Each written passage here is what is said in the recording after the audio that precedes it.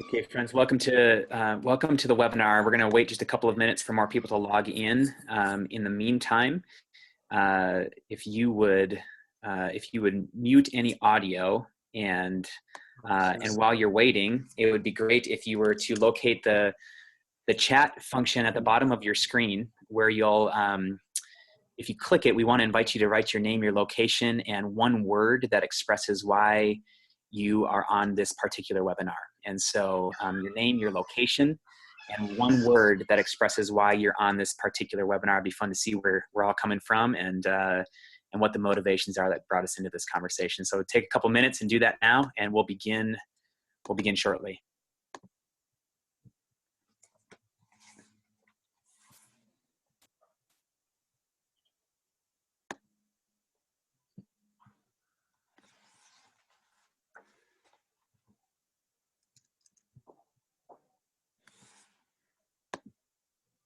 Okay. Well, good morning, everybody, and welcome to the Global Immersion webinar entitled Destabilized: What Rising Tensions in the Middle East Mean for Peace. Of course, we find ourselves in a pivotal moment right now, and it's causing, at the same time, celebration and worship, as well as protest and violence. Many of us from all over the world are experiencing a plethora of emotions as it pertains to this particular moment, as well as asking a whole bunch of questions. Others of us are paying attention to the region and its people for the first time. And so we imagine that you're on this webinar because there is something that you are longing to understand, as well as there's a desire for a set of tools that will enable you to engage this in a healthy, constructive, and restorative way. And so welcome. My name is Jared Swigart. I'm the co-founding director of the Global Immersion Project. We're a peacemaking training organization that works primarily with individuals, churches, and Christian universities to shape a theology and practice of peacemaking. And so our work is to cultivate an everyday peacemaking movement that connects people specifically of Christian faith to the points of pain, injustice, and conflict in our world in creative, collaborative, and restorative ways. You can learn more about the Global Immersion Project and get connected to our work at globalimmerse.org. Again, that's globalimmerse.org. As it pertains to Israel-Palestine, we share a vision with our Israeli and Palestinian colleagues for a restored world. And we're committed to the hard work of becoming the women and men who join them in ushering that world in. And so that's what drives a conversation like this. It's what drives our work in the Middle East, and it's what drives our engagement here in the United States. Our webinars are really focused around three primary questions. Number one, what don't we know that we need to know? Number two, who do we need to become? And number three, what's ours to do? And so around that first question, that's about awareness and education. And so we've brought in expert voices, unique voices that are going to offer analyses and perspective from on the ground that will shape our understanding of what's going on. With regard to the second question, who do we become? It's not just simply about getting smarter and then doing something. We need to become a particular kind of people who show up in restorative ways. And so as you engage in the content of this webinar, there's going to be moments where you're going to experience resonance and resistance. We want you to pay attention to the resistance, and rather than digging heels, and see that as an opportunity for formation. Ask yourself, who do I need to become right now? And what is this moment of resistance actually communicating to me? And then that third question, what's ours to do? There is so much to be done. As a matter of fact, there's so much to be done that it can be overwhelming and even paralyzing for us. But there is something for us and for you specifically, for me specifically, to do. And so as you're listening to this webinar unfold, ask the question, what is mine to do in all of this? Because there's something that's yours to do. Here's what you can expect in the next 60 minutes. You're going to hear honest, critical analysis from expert panelists, and I'm thrilled and honored to have the panelists that we have around the world on this particular webinar. And so it is our greatest joy to have these three. I'll introduce them in a second, but it's going to be honest and it's going to be critical analysis. It's going to move fast, and You're going to be inspired, and you're going to be mobilized. You're going to be destabilized, but don't worry. You're going to receive access to the recording of this along with a discussion guide and a resource deck to sink deeper into the content of this conversation in the aftermath. Here's what we hope you do with this conversation. Number one, allow it to push you to a deeper historic, political, and theological understanding. The importance of a deepened understanding historically, politically, and theologically is critical in this moment in time. So allow that to happen. Number two, utilize the recording of this webinar and the accompanying discussion guide and resource deck to host a viewing of this webinar with people in your spheres of influence so that you can have healthy dialogue around this particular issue, but also it'll help you form or enhance a community of people who are about advocacy, awareness, and peacemaking practice. And so this webinar is not just for this moment, it's for moments to come as you convene people and listen in together. So utilize this as a tool.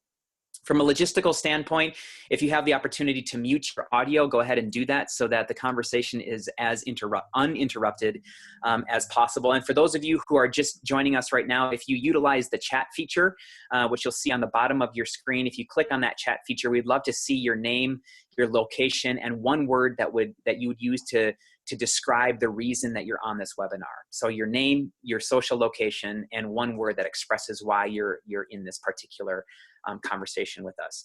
You'll also see a Q&A feature, and so we want to draw your attention to that throughout the conversation. Anytime a question hits for you, don't worry about whether it's too simple or it's the wrong kind of question. We don't care. We wonder what you're wondering. And so utilize that Q&A feature to post your questions, and we're going to do our best to interact with as many of them as possible. No promise that we're going to get to all of them in the next hour, because there is some content that we want to make sure that we get through together. One brief aside, as all of you know, anytime the topic of Israel and Palestine is brought up, it has the potential of being a divisive, polarizing, and at times toxic conversation. The panelists that we have on today are some of the most generous, thoughtful, and articulate people on this particular issue. And so we're going to hear them interacting with one another in a healthy and constructive way. And so we're going to invite you to do the same in the chat feature and in Q&A. Make sure that the comments and the questions that you're asking are constructive, are curious, and are helpful rather than instructive or critical. And so we also know that in moments like these, where there's a public offering to have a conversation about Israel-Palestine, people enter into these intent to be disruptive. And if you understand yourself as that kind of person in this moment, we're going to invite you to exercise wisdom and restraint. Be curious, listen longer, and ensure that the questions that you're asking are constructive and helpful to the conversation. That will be helpful for all of us. I think that's it in terms of framing and orientation to the webinar. I now want to introduce our panelists. And again, we're lucky to have the opportunity to hear from these three voices. They're leading voices, they're generous voices. But not only are their voices important, their work and the way that they've chosen to live their lives give credibility to their voices and the words that they're using. And so it's a real gift for us to hear from the three of them. Greg Khalil is the co-founder of Telos, which is an organization that, similar to Global Immersion, helps form communities of pro-Israel, pro-Palestinian, pro-peace peacemakers. He regularly and widely lectures on the Middle East. He's a sought-after analyst on Israel-Palestine and is a remarkable musician. Sari Bashi is the Israel-Palestine Advocacy Director at Human Rights Watch. Prior to joining Human Rights Watch, she co-founded the award-winning Israeli human rights group Gisha and served as its executive director from 2005 until 2014. As one facet of her storied career, Sari lectures on international humanitarian law and Israeli policy toward Palestinians. And third, Sami Awad is a Palestinian peacemaker who is engaged locally and globally in promoting nonviolence as a way of life. He's the founding director of Holy Land Trust in Bethlehem, which is a training organization committed to supporting and developing nonviolent direct action in the Holy Land. And so those are our three panelists. You saw in the chat feature that information to connect with them just showed up. And so we want to invite you at this time to follow them as individuals and their work, the work of their organizations, and it gives you the first touch point to being in contact with them. So friends, welcome. And we're so grateful to have you for the next hour in this moment. And so Sari and Sami, we want to begin with you two because you're on the ground in the Holy Land, and we're wondering if you can just offer a real-time perspective of what is going on right now. What are you seeing? What are you hearing? What are you experiencing in the collision of the protests, the embassy move, Ramadan beginning today, the 70th anniversary of independence, and Nakba? What's happening on the ground? Give us an assessment. Yeah, so I want to say good evening from Palestine to you, Jer, and to all the participants in this webinar. For me, I would say one thing we need to understand is that when we talk about the Palestinian community, one of the tactics that Israel has engaged in for many, many years is creating a deep sense of separation and segregation, not just between Palestinians and Israelis, between Palestinians and Palestinians themselves. And so in a sense, there are two worlds that we live in. There's the Palestinians who live in Gaza, whose situation I cannot even imagine, even though I have family there and I daily talk to them. The level of despair that people have reached, the level of hopelessness is beyond, I think, any of us can imagine. And that is, for me, a key trigger for what is taking place in Gaza today. And so in just my brief talks and communication with people in Gaza, it has reached a place where literally we could say it is a life or death matter. It's not about liberation. It's not about freedom. It's not about rights. People are reaching a point where they're seeing their death in front of their eyes.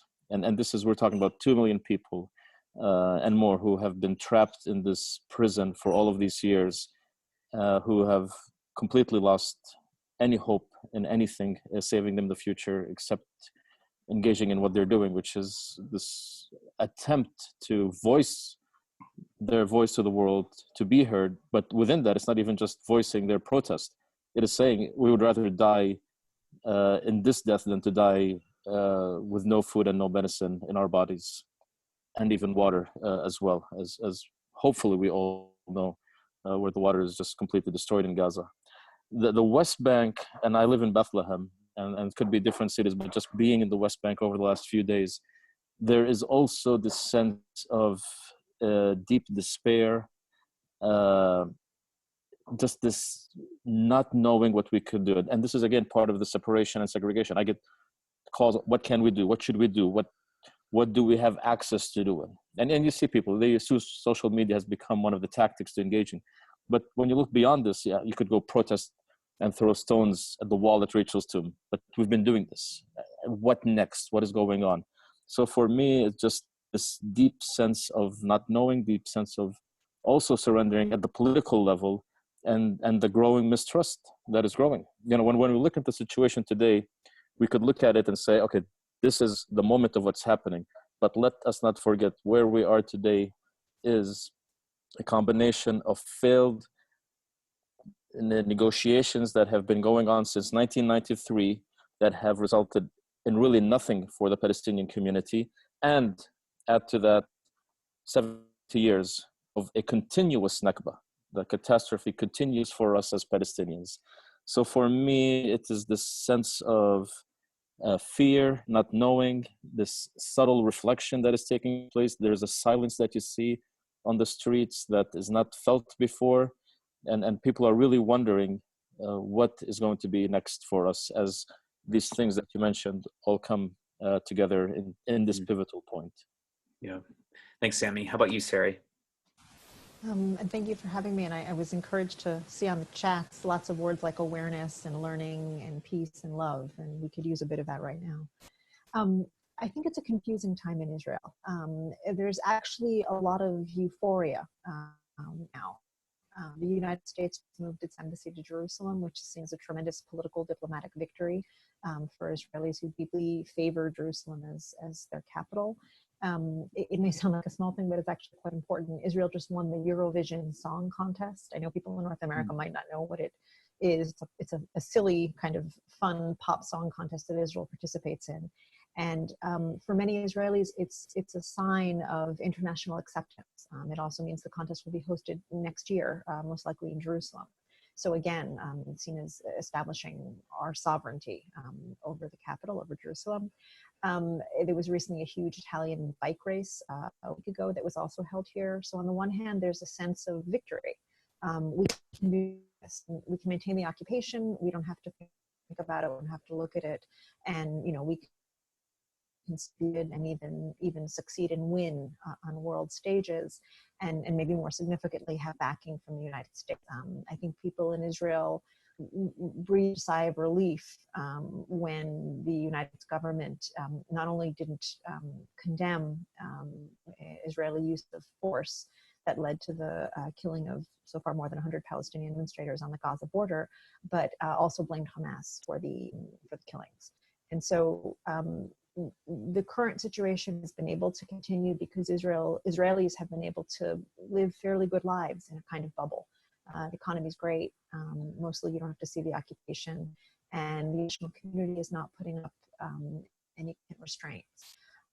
Below that, I think below that kind of undercurrent, I think there are many who are concerned. They're worried about the violence. They're touched and horrified about the death of protesters, including 14 children. And they have a sense that this can't continue here, because you can't get away with so much for so long. Yeah, got it. Thank you for that. We'll get to Gaza and the protests and the embassy move here in a little bit, and even we'll want to get some commentary on how the West is messaging what's happening both in Jerusalem and at the boundary between Gaza and Israel in a bit, because it's interesting to see how it's being framed both in Israel and in the United States.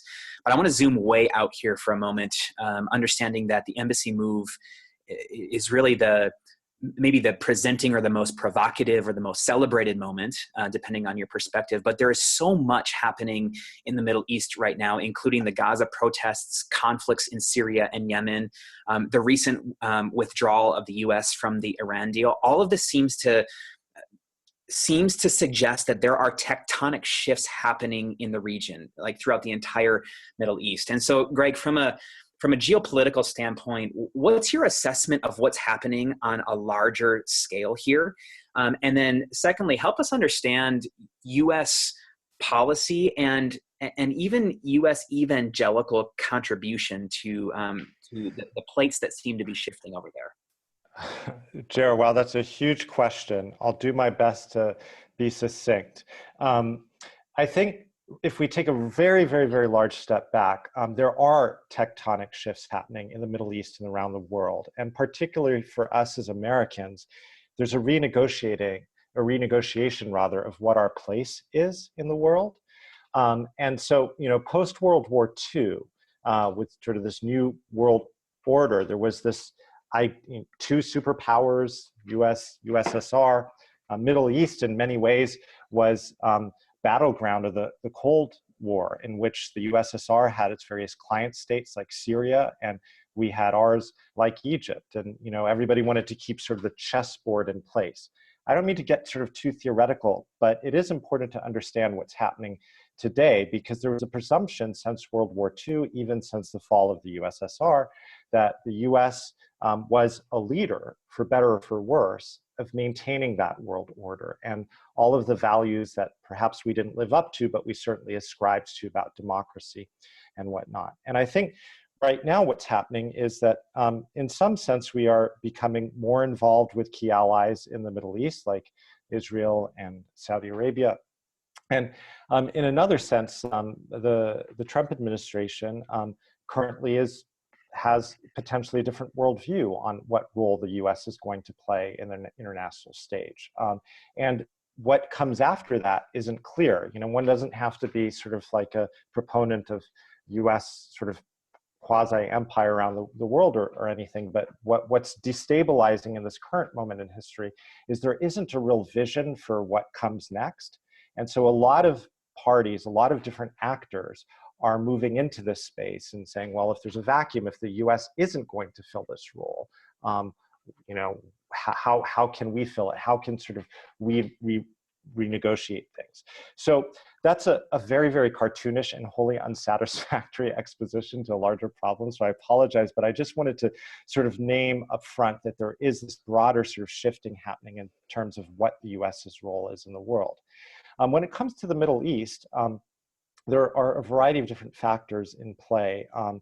And one key factor, it's not the only factor, but one key factor for US Middle East policy vis-a-vis Israel is domestic. So I don't mean to make a joke out of this, but like, you know, North Korea's nuclear weapons, something that's also big in the news right now. We don't have church picnics about North Korea's nuclear weapons, right? That doesn't happen around America. Yet around Israel and the Palestinian issue, we have a variety of Americans who really care about this issue. And they put their money, and they put their votes and they put their advocacy where their heart is. And it's around sort of these issues. And that has fundamentally shaped our involvement in the Middle East. Almost, it's not unique among foreign policy issues. Domestic Irish constituencies were key in driving the Irish peace process and America's involvement in that. Cuban Americans, Greek Americans, so this is not a unique thing. But the way that our engagement in the Middle East is often shaped is based on local communities and people who care. And so the third part of your question about sort of, you know, the faith and theology, I think you might be better equipped to answer, Jer, as a pastor and as a theologian. But one of the key elements in our engagement of the Middle East, and there are many, but one key one that may be of interest to folks on this call, are people of faith. It's the Holy Land, after all. And so Israel-Palestine is not, you know, the embassy move, which we'll get into, is not just seen as this huge sort of like political move, but for many communities, it's also seen authentically and sincerely through a theological lens. And so that's part of the political rationale here as well. So if, you know, our political leaders, you know, in 90% of leadership is following, if they're following their communities, their constituents, meaning their voters and their donors and their key networks, you know, part of that is because a lot of folks from faith communities really care about this issue, particularly evangelical Christians. And now one caveat is that that's obviously not the evangelical perspective. There are a variety of evangelical perspectives, just as there are a variety of Christian perspectives, American, Israeli, and Palestinian. But that is one that was very much on display in Jerusalem at the opening of the embassy just 2 days ago.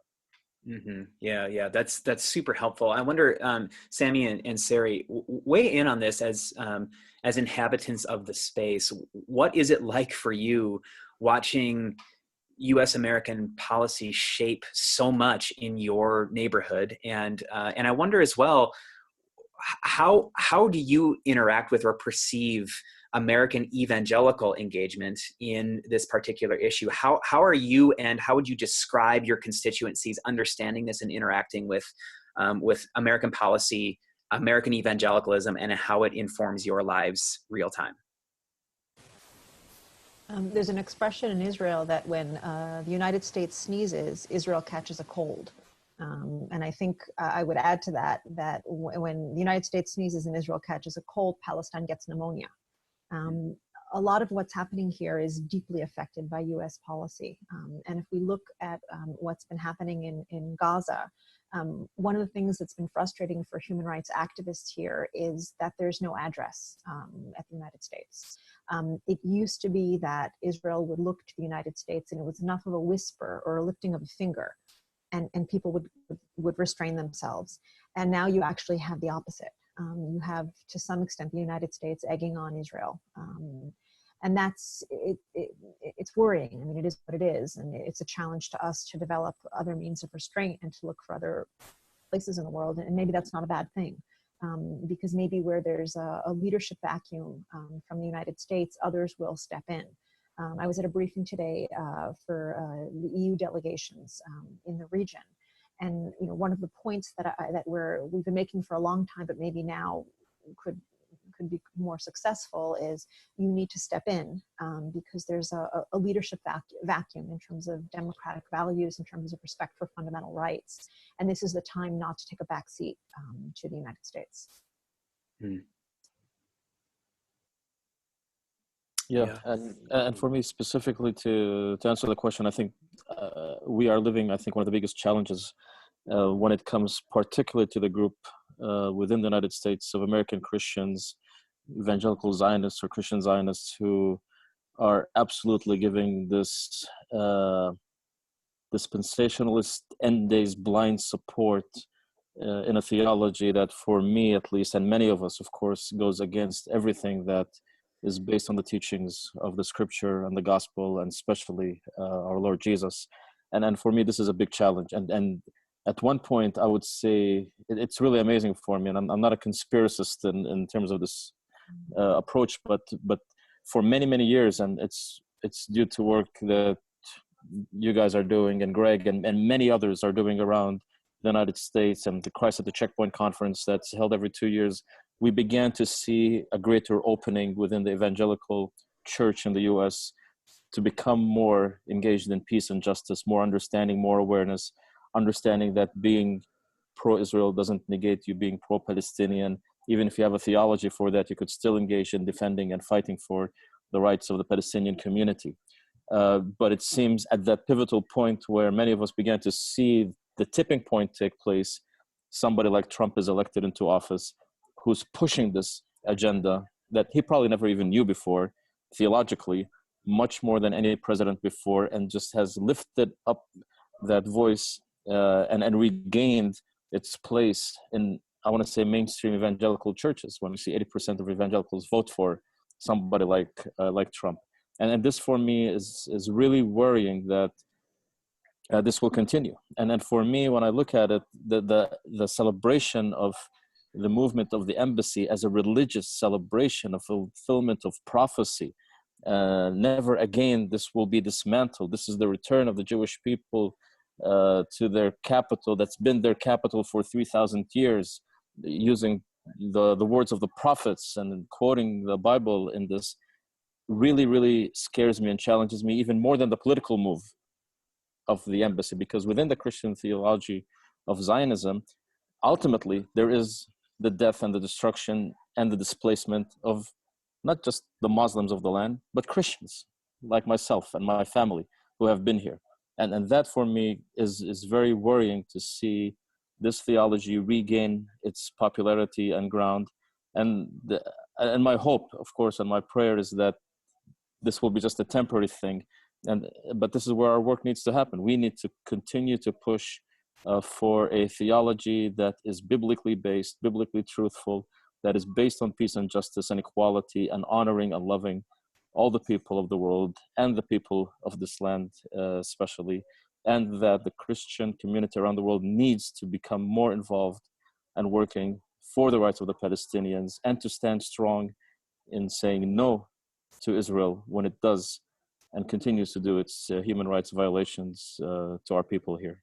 Yeah, that's profound. I think the picture that was alarming to me with the opening of the Jerusalem embassy was that essentially the opening and closing prayers by prominent evangelical pastors, which really, I think, while 50 miles away, people are dying real time. So the juxtaposition of those two things, I think, actually helps paint a picture of what happens when religion and politics become fused. It seems as though when religion and politics are fused, it begets violence every single time. And that's worth a whole nother webinar in and of itself, and which might be worth our while. And so I want to, there's one question that came in that pertains to this bigger picture idea. Bruce Warren asks for some commentary on what seems to be the changing Arab rhetoric toward Palestinians. Are you experiencing that? And what do you make of that, if that's happening?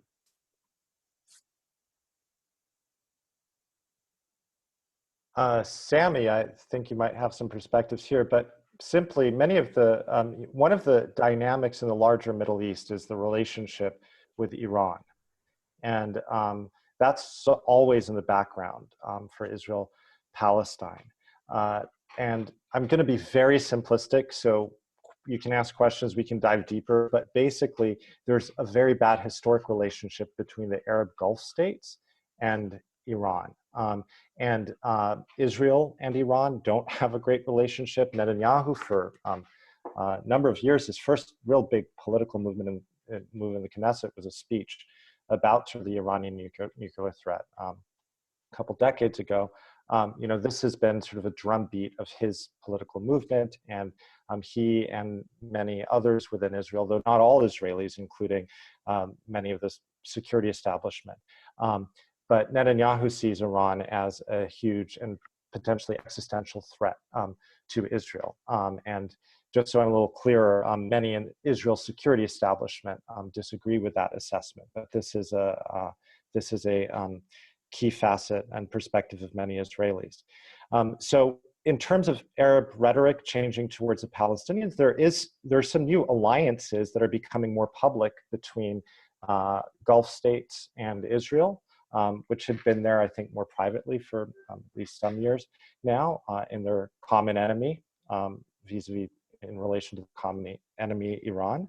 But also the history historically is a little bit complicated. So remember we were talking about, the Middle East being this chessboard of the Cold War, trying to keep USSR and US client states in check. So this kind of forced stability. Historically, there were a lot of dictators, and still are, in Middle Eastern countries that were propped up by outside powers. Middle East, of course, is a key, sits along these key trade routes, oil resources there. There are a variety of different reasons for why that's so. But the bottom line is that many dictators who were propped up by foreign powers weren't necessarily always popular with their own people because they were dictators, but often gave sort of rhetorical support to the Palestinian cause, but not much else. And so I think the longer answer to that question says, yes, there are some new shifts now related particularly to new alliances forming around the issue of Iran. And historically, nevertheless, one of the characteristics of the Palestinian struggle has been sort of this complete abandonment from everyone, including other neighboring Arab governments, at least from Palestinian perspective. Sami, do you want to correct what I just? Yeah, well, I don't want to correct. I want to add to what you said, Greg. And I think what's just to add to it, I think for us, at least as the population here, the populace, the Palestinians living in this land, we've always seen Arab leaders use and abuse the Palestinian cause for their own benefit, for their own power, for their own gain, economically, politically, and to maintain their power within their own states. If it's from Saddam Hussein to Gaddafi and anywhere in between, and the left and right of that. And so for me, the fact that, I completely even reject the idea of that there's an Arab world. The Arab world doesn't even exist. There are states in this region that speak a certain common language, have a certain common religion, and practice maybe certain traditions. But to say there's any sense of unity and solidarity within these nations, especially when it comes to the Palestinian, I think it has never been there. Wherever the benefit of these leaders is, this is where they will go. And at this point in time, this is where they are heading. Using Palestine, using Jerusalem, using liberation, using these slogans to maintain power are of no value to them anymore. Now it is about maintaining strong control, maintaining strong economic stability within their countries. And then for that reason, building new alliances, as Greg was saying, becomes a key component of their strategy. And I think I want to say I'm pleased that maybe as Palestinians we can begin to realize this, that we can not depend on especially the Gulf states, but other Arab countries again for our liberation. And I hope this is a message that our own leadership can begin to understand and engage in, because regarding the chessboard, we allowed ourselves to be pawns at the leadership level in the Middle East game. And I think at one point we need to say, "Khalas, enough is enough. This is our struggle. This is our liberation. We cannot depend on these countries anymore." Got it. Thank you. Let's turn our attention now to Gaza and the embassy move. That seems to be the real meat of our conversation here, because it's real time. And as I'm watching the news unfold here in the West, I'm recognizing that there's a lot of misinformation, and that the ongoing oppression of Gaza actually requires what seems to be misinformation, if not ignorance, of what Gaza actually is, much less what's going on there and who's a part of it. And so let's have a conversation about Gaza. Let's start with what is Gaza and what is the reality of life in Gaza, followed by why are Gazans protesting? Is this new, and is it effective? So what is Gaza? What's the reality of life in Gaza right now? What are they protesting? Is this new, and is it effective? How would you interact with that? Well, maybe we could start with just a little bit of history. Gaza has been part of managed Palestine, or historical Palestine, or the historical land of Israel throughout history. And it's always a single political, cultural, social, economic unit.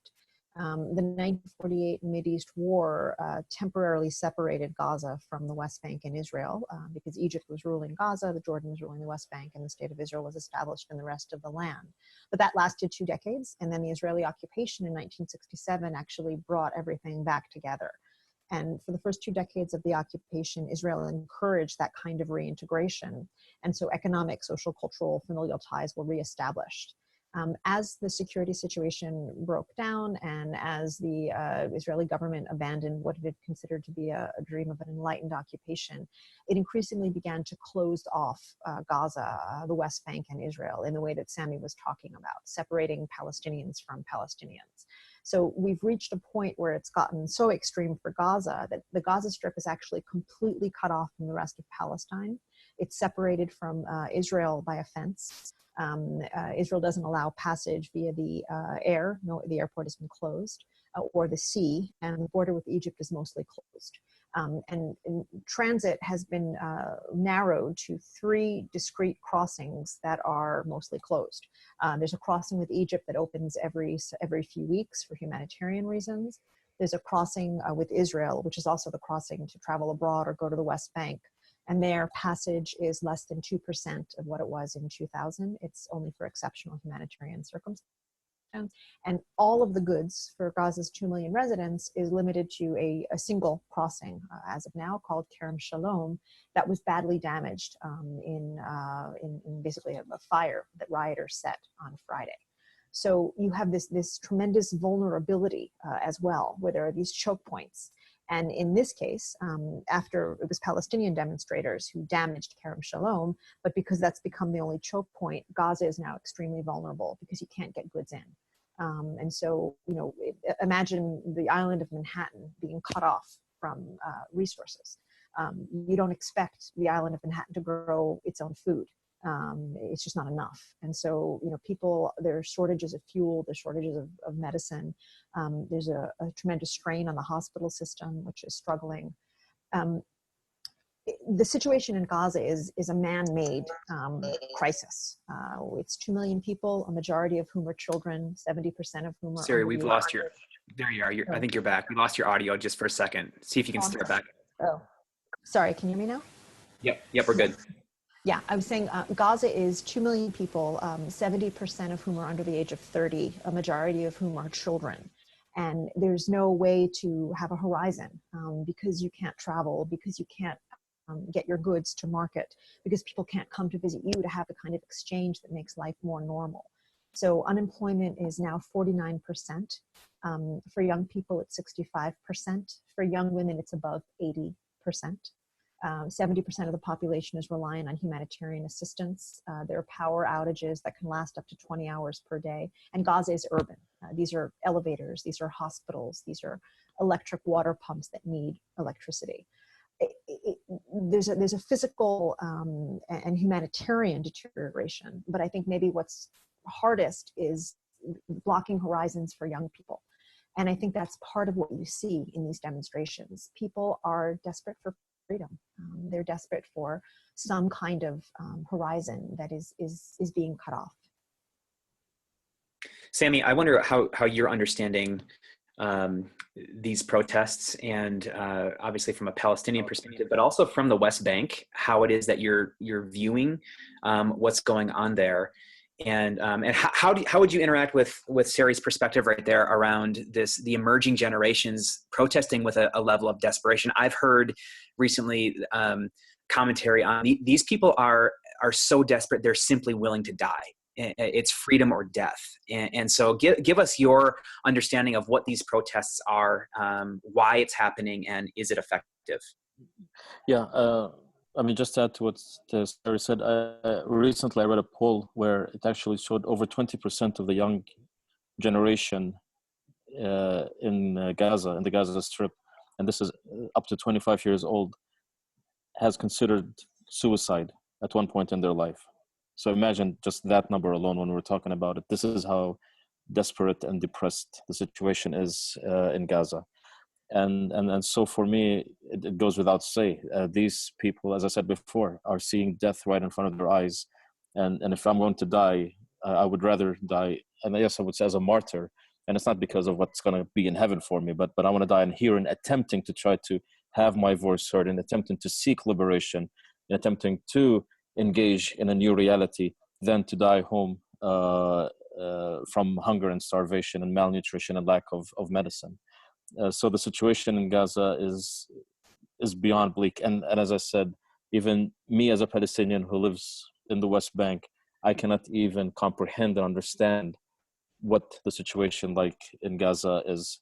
And this is what I was saying earlier, we look at it was just this, it's a disgust, but also as Palestinians, this lack of our ability to do anything. And so we're asking the world to do something. But when we ask ourselves, what can we really do for Gaza? There is no answers. Yeah, we could collect food, we could collect blankets and medicine. This is. I mean, it's the least that we are able to do. But that's not even close to answering this question. And so for me, there has to be a sense of real unity coming together. Our leadership, our Palestinian leadership, needs to understand enough is enough. We have given so much, we have sacrificed so much. This cannot continue like this. For us, yeah, I mean, I'm going to say this honestly. You asked for a serious, honest conversation today. When the Palestinian Authority leadership met a few days ago, or two days ago, to assess what's happening in Gaza, the situation and danger, we were anticipating what is the statement they're going to come up with. What is the decision that they're going to make, understanding that they are in a very difficult situation between a rock and a hard place on the political level. But to come up with a statement where it's a one-day strike and a 3-day mourning and lowering the flags half-mast, this triggered a lot of pain, I would say, in us people in the West Bank. And so in a sense, we are all prisoners to this occupation and what's going on. And I think our leadership at some point needs to make a stand. The fighting between the political parties needs to end, or these parties need to step aside and allow for new leadership to emerge. This is what I would say now. Yeah, thanks. And we'll get to, hold on to that, because we're going to get to what's the way forward from a Palestinian perspective. What is the way forward? And I think something around a unified government and the challenges is a part of that. But we'll come back to that in a second. Sari, I want to bring it back over to you here from a Human Rights Watch perspective. How are you interpreting the Israeli military response to that, as well as Western media coverage of all of this? And I saw you quoted in the New York Times, I think yesterday, maybe even this morning, in interacting with how Western media is positioning this message. And so we have Israeli military response, we have Western media response. What are the implications of those things? What's your assessment, and what are the implications? So the protests at the Gaza border take place in a 300-meter strip alongside the border fence inside Gaza that Israel has declared to be a no-go zone. And so ordinarily, Israel often fires on people inside that zone. we have concerns from a human rights perspective because there's an international standard that's very clear for dealing with things like demonstrations. There's standards for using force by security officials, and those standards say that you may use lethal force only when strictly necessary to protect life, and you can use live fire only to neutralize a particularly grave threat involving a threat to life or limb. So the fact that somebody is protesting, the fact that somebody is entering an area you've declared off limits, even the fact that somebody is trying to cross a border fence or throwing a stone, again, unless it poses a threat to a life or limb, you cannot use live fire, and you certainly cannot use lethal force except as an absolute last resort to protect life. In contrast to that standard, the Israeli government has acknowledged that it is using a much more permissive standard, the kind of standard you might see in a war zone. And so there are snipers who are shooting what they call principal instigators. In many cases,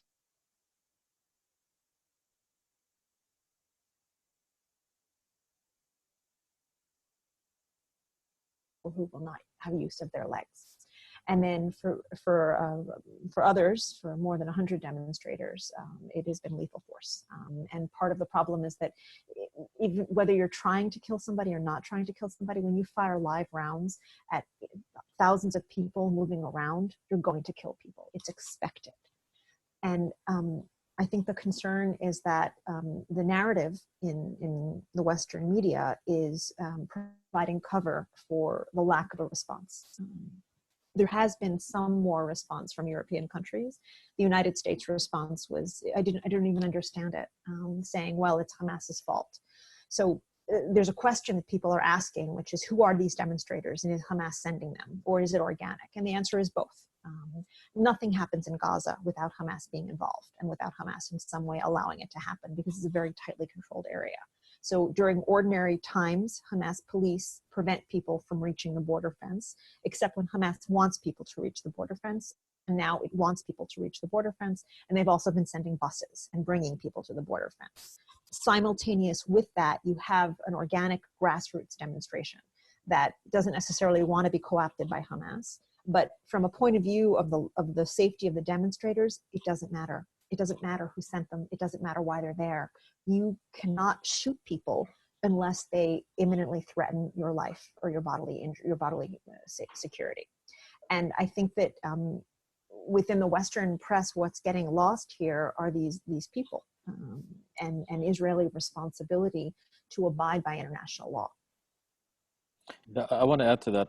I think this is a very important point, Sarah, you're making, and for me, this is part of the challenge that we as Palestinians face here. Every time we engage in any protest, demonstration, any need to voice our demand and desire for freedom and justice or equality or anything in this land, immediately the Western media and the political establishment scrutinizes us and microanalyzes the action, the players, who's doing it, and completely ignoring the bigger picture, which is occupation, and asking the question, why are people engaged in this?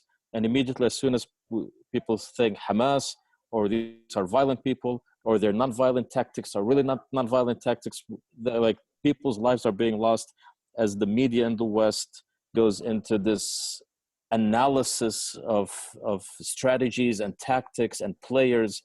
And really, this is, again, part of the continuous demonizing and dehumanization of the Palestinian population. And we could compare to other countries and say it doesn't happen in other countries. In situations where there are dictatorships, where there are systems of oppression that are causing and creating violence to citizens or foreign agents, immediately there is clear media and political stand with the people that are suffering and demanding that the injustice ends. Within the Palestinian community, there is this exception that we have seen throughout the years. Mm-hmm. There's a question that came up from Rob Yackley about how the brutality in Gaza, specifically from the Israeli military toward these protesters, is targeted at Hamas, and it's justified. Israel's justifying it as we're taking out Hamas and we're crippling Hamas because they want to annihilate Israel. Is that a convenient scarecrow for for Israel to be leveraging and even the United States to be leveraging? How are we to understand when Israel and the Western media says, well, this is all Hamas and therefore the death of 100+ protesters is justified? You know, especially since 2007, Hamas has been the boogeyman. So some of you know that in 2007, the Palestinian government split between two factions, Fatah, which now rules the West Bank, and Hamas, which rules Gaza. And when that happened, Israel tightened its closure regime even more on Gaza. And it did so with backing from the United States and also from Fatah, also from the Palestinian Authority in the West Bank, because there was this agreement among everybody that Hamas is the incarnation of evil and everybody in Gaza is Hamas, and therefore they should be punished. As the years have gone by, it's become unsustainable to paint 2 million people, most of whom are children, as the incarnation of evil. And so now the narrative has been fine-tuned to say, well, they're victims. It's a shame. They're poor victims of Hamas. But it's unavoidable because so long as Hamas is in power, there's nothing we can do. If Hamas is sending these people to the border fence, there's nothing we can do. It's their fault. And I think that really, it just takes away agency. I'm not a fan of Hamas. Like many governments in this region, they are violating the rights of people in Gaza. They're engaging in suppression of speech, torture. Human Rights Watch will be putting out a publication on that. They're a very problematic regime. But at the same time, people are human beings, and it doesn't matter who they support. They have rights. It includes rights not to be shot. It includes the right to freedom of movement. And beyond that, I think we just need to think a little more creatively about what it is we're trying to do. The policy of so-called isolating Hamas, isolating Gaza, has not achieved its stated goals, which were to somehow bring the PA back into Gaza. Instead, what we've seen is a steady deterioration of all of the other institutions and individuals inside Gaza who could become powerful. So the private sector has been neutralized because of the travel restrictions. It's been very difficult for any kind of academic leadership, cultural exchange, because Gaza is so closed off. We're actually making it difficult for there to be alternative sources of, I don't want to say power, because it's not a question of regime change, but for there to be alternative sources of strength within the Palestinian community inside Gaza. And that's a long-term concern. So I would suggest that we shouldn't, again, like a lot of these protesters are coming on their own accord. Some are going because Hamas has asked them to go. They have rights, and they shouldn't be shot no matter what their motivations are. Okay, thanks, Sari. I want to shift our attention now to the embassy move itself. And Greg, I wonder if you can kick us off on this a bit from your vantage point. What are the implications of the embassy's move to its location and the timing of this on both Israelis and Palestinians? And then Sari and Sami, jump in and offer real-time commentary on this. I was going to jump in on Gaza, but okay, 180 to U.S. Embassy.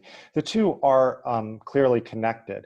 Although the Gaza demonstrations were framed as sort of the great return march that was to culminate yesterday on the 15th of May, the 70th anniversary of when Palestinians marked the Nakba catastrophe, which for Palestinians represents the displacement, dispossession from their homes, from their land, that for them began 70 years ago, and according to many Palestinians continues to this day, as is evidence of what's happening in Gaza right now. So the U.S. Embassy move, just a very quick background. 1995, the U.S. Congress passed a law to move the U.S. Embassy to Jerusalem. So this is not a new debate. That law included a presidential waiver option. So every 6 months, the president could waive the enactment of that law and enforcement of it due to a variety of considerations for national security, political interest. What's happened is every president until President Trump has waived that provision. And President Trump had, on the campaign trail, made a pledge that he would actually move the U.S. Embassy to Jerusalem as promised, and now he's fulfilled that pledge. Prior presidents, I think, waived the moving of the embassy because they understood that there was a split between sort of like what was happening in broader American politics. Why would we do this? And what the international community thought, and what the parties, Israelis and Palestinians, wanted, what international law was. So, one of the swift reactions that you've seen from many European Union states was to simply restate international law, that in fact, any change in the status of Jerusalem is a violation of international law until there is a fulfillment of certain obligations, other UN resolutions, whatnot. And so the implications for this are a couple-fold. One, I think the primary implication is sort of the U.S. Was not seen as a credible, fair interlocutor historically in the Israeli-Palestinian conflict, I think by Arabs and Palestinians. But now it's like the emperor has no clothes. The U.S. can no longer claim that mantle. It's seen very much as being exclusively on the side of Israel and one specific sort of movement within Israel, which is leans more to the political right. I think on the ground, I think, Sari did mention there is sort of this euphoria within Israeli society. I mean, you have to remember that, Israel is a very, very tiny country. It's in the middle of the Middle East. There's a lot happening from Syria to Egypt to the border with Gaza. Israelis feel very unsafe in a destabilized neighborhood right now. And they also feel that they're historically and continually targeted and singled out among nations around the world. So having the US move its embassy to Jerusalem, having support, winning the Eurovision, all of these things are moments that many Israelis are very proud of. But I think this tightening of the relationship between the US and between certain movements within the US, particularly evangelical Christian Zionist movement and current Israeli government, that may actually have an isolating effect for Israel's broader coalitions internationally. As many American Jews, for example, are horrified by what they're seeing on the news, and many people who are pro-Israel, who of course support a moving of an embassy to Jerusalem at one point, but argue that the sequencing is off when you're not opening a Palestinian embassy or recognizing the reality for nearly 40% of the Palestinian residents of East Jerusalem who don't have citizenship in any country, who don't have fundamental rights. So what we're seeing second, I think, is a potential fraying of some of these key relationships. On the Palestinian side, already the Palestinian leadership is fractured. Sari mentioned the distinction between Hamas and Fatah. President Abbas is increasingly unpopular among Palestinians well over sort of his term. He was very popular among the international community until a couple weeks ago when he delivered a speech to one of the senior PLO committees that was anti-Semitic and was widely and rightly condemned. And so I think you're going to see more of a leadership vacuum on the Palestinian side going forward, and a reevaluation of how Palestinians, both at a leadership level and a popular level, want to engage now that prospects for a two-state solution seem nearly impossible. Yeah, I want to say very briefly, I know we're running out of time, but what's very important is we look at the Jerusalem embassy move, and for me the question is what's next? Because in a sense, what this move has done is given Netanyahu a green light to actually engage in something that might be even bigger than this acceptance of the move of the embassy to Jerusalem, or calling for this move. And I think, and I'm gonna predict this and say the next move by the Israeli government is going to be something that directly links with the settlements, where the settlements, which have been in a sense, again, symbolically in the occupied territories, in the West Bank, in the disputed territories, the next step I think that the Netanyahu government will do is to make the settlements become fully under the civil Knesset law, the civil law of the Israeli society, and not distinct from this. And this again is moving to a new stage where Israel completely now embeds itself in the occupied territories. And the idea then, in my opinion, I could even say I celebrate this, because then the idea of a two-state solution will be completely dismantled. It's not Jerusalem that's going to dismantle the two states, it's the settlements that's going to do this. And I think this is what's going to come in the next few months, that the settlements will become fully integrated within the geopolitical structure of the state of Israel. share quickly? Yeah. I know 30 seconds. What can we do? I know we can't dive into this question right now, but there's a lot that we can do. I think one of the fundamental principles that we have to keep in mind is that the reality that we live is partly our creation. It's reconstructed day in and day out. And specifically America's relationship to the Middle East, we're shapers of that. It's our money, it's our politicians, it's our churches, it's the theology, the way that we talk about the story of God and of Jesus. And all of this is, all of these conversations that we have are meaningful and have impact. And we're seeing the outcomes of that in some sense, over the past few days today, that that other people are very mobilized. So I want to encourage people that, it's not a question of whether we have impact, it's a question of how. And the world has been through very, very dark times before. It will continue to go through those dark times. There will be a day after when good people of goodwill get together and vow to see these issues and confront them head on. Thank you. Sari and Sami, how would, understanding that we have largely a North American constituency in this call, how would you coach us to take some next steps? What's the opportunity of this, and how would you encourage us forward? Well, I think to some extent the Trump administration's latest actions have made it easier for Americans to become involved politically, because it's not that hard to object to what is being done. And I think that, the traditional civic engagement tools, writing your Congress people, making your voice heard, letting people know not in my name, is particularly important. I think it would give people on the ground a little bit of hope to see that there is the beginnings of resistance from a community that, I'll be very frank, has been seen as obstructionist. The evangelical community in the United States is seen as a community that is backing a very one-sided view of what the Holy Land should look like.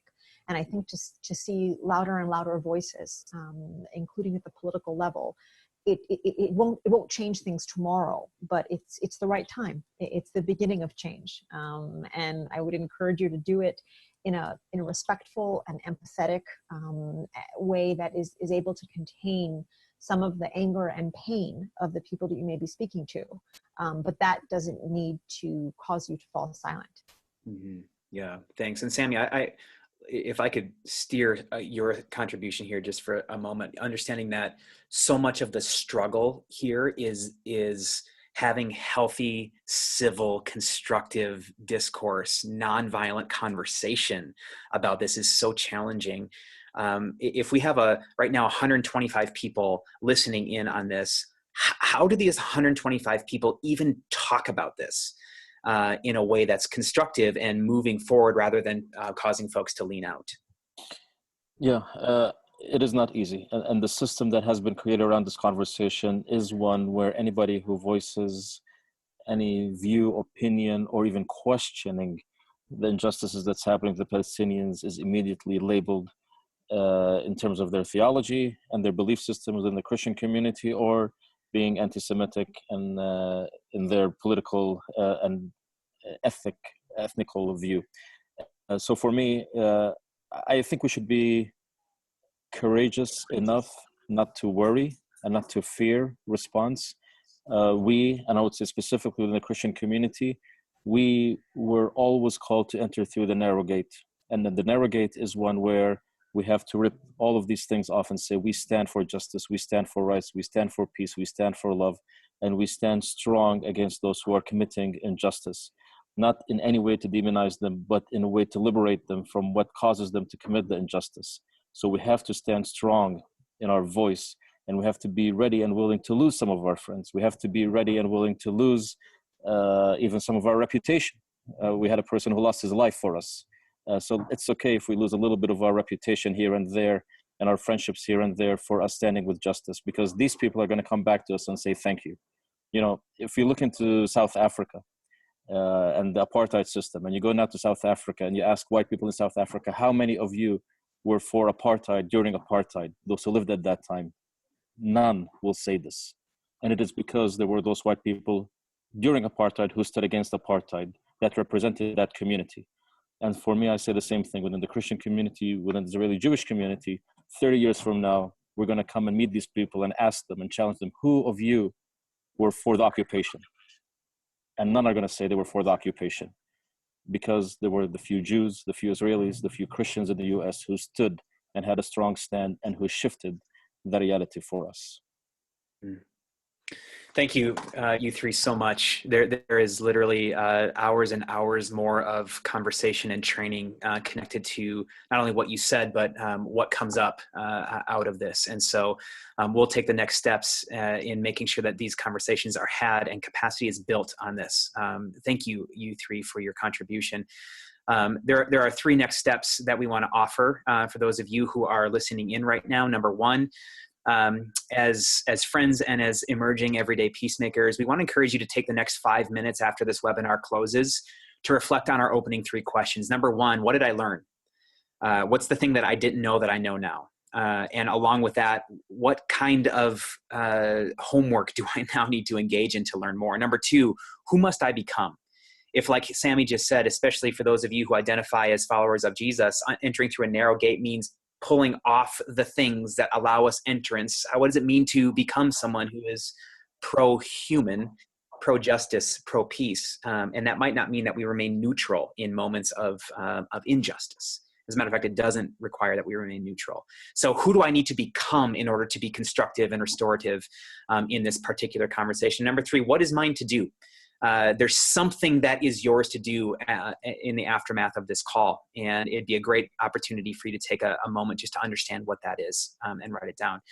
You're going to receive a follow-up email. This is number two, a follow-up email by noon tomorrow. That's going to include the recording of this call, connections and links that were offered here. We're also going to try to get some links to address some of the questions that we weren't able to get to in this webinar, as well as a discussion guide and resource deck to help you facilitate a conversation and a capacity building time together with friends from your spheres of influence. So watch for that email to hit your inbox tomorrow at noon. And then lastly, right now, if you text the word peace, P-E-A-C-E, to the number 66866, you're going to receive a free resource that gives you a month's worth of practices, everyday peacemaking practices to engage this conflict constructively. It's going to help you understand how to see, immerse, contend, and be a part of restoration in very simple daily practices for the next 30 days. And so if you text peace to 66866, you're going to